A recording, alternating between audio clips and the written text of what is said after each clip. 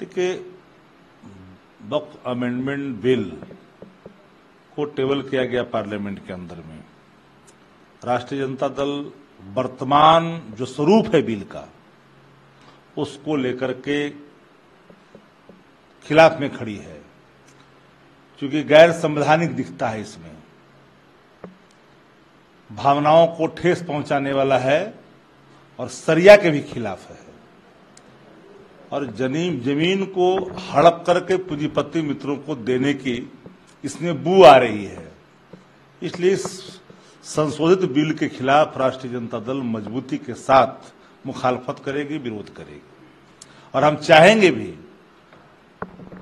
कि सत्ता के अहंकार में, संख्या के अहंकार के वशीभूत होकर करके उन कानूनों को, उन बिलों को कभी नहीं पास किया जाना चाहिए जिसमें आम रजाबंदी नहीं है।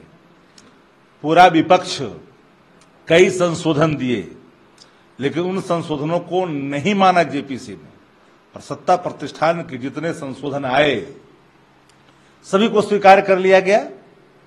तो वक्फ की जो जमीन है उस पर नजर है भाजपा की, अपने पूंजीपति मित्रों को देने की उनकी मंशा है। बिल तो कई बार आया, अमेंडमेंट कई बार हुआ है, लेकिन जो वर्तमान अमेंडमेंट का जो स्वरूप है बड़ा ही खतरनाक है।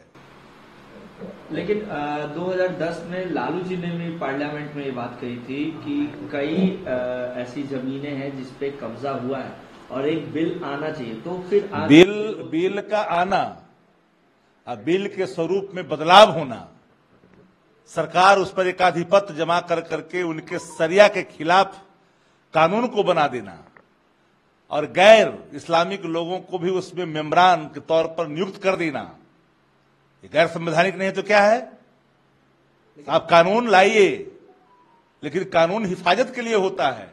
कानून अगर हड़पने के लिए हो जाए वक्फ की जमीन को, अगर कोई वक्फ की जमीन कब्जा कर लिया है उसको वहां से मुक्ति दिला दें, उसके लिए कानून होता तो हर कोई उसका स्वागत करता।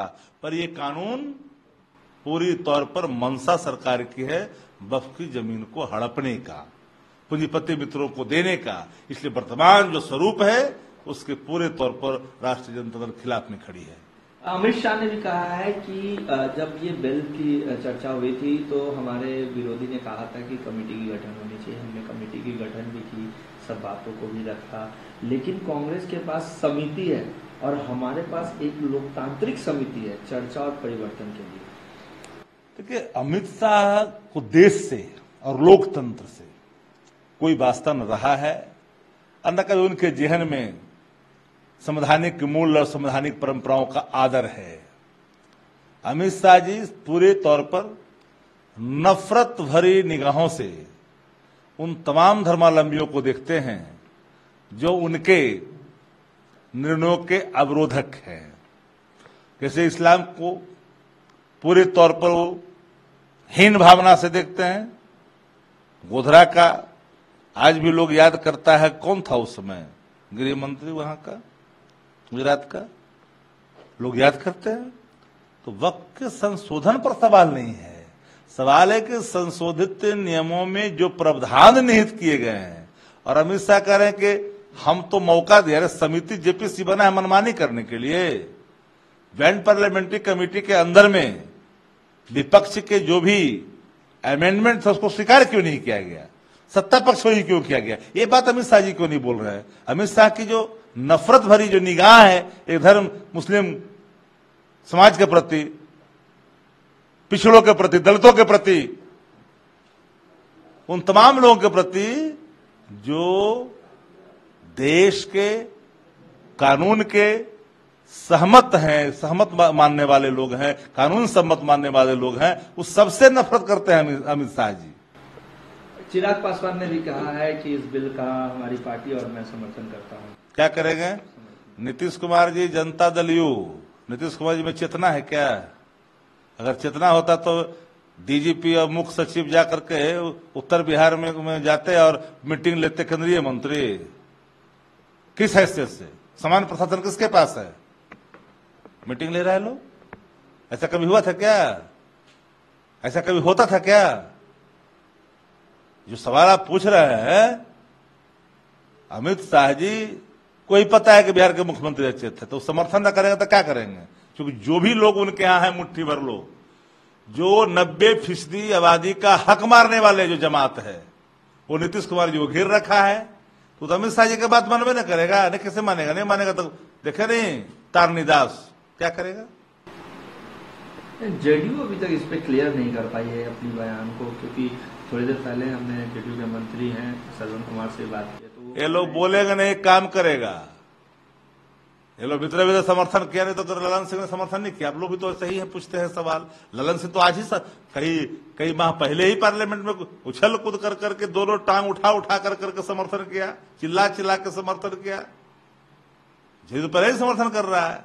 और उन्होंने कहा था कि हमारी बातों को रखा गया है जेपीसी में, हमने तमाम तथ्यों को रखा। क्या रखा जेपीसी में?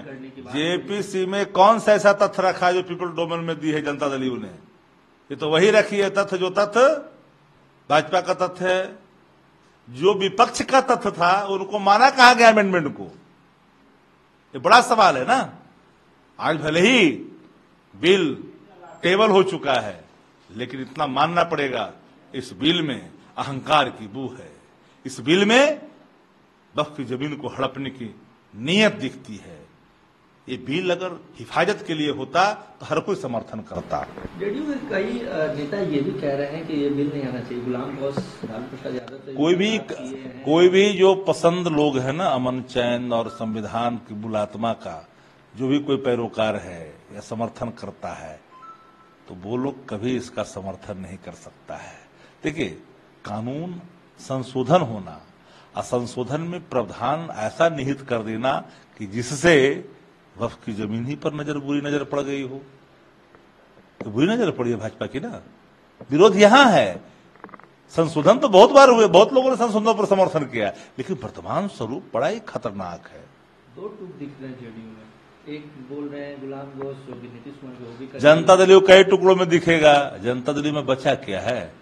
नीतीश कुमार अचित, जदयू कई खेमा में चढ़ गया भेंट, तब तो वही होगा ना, कुछ इधर गिरे कुछ उधर गिरे।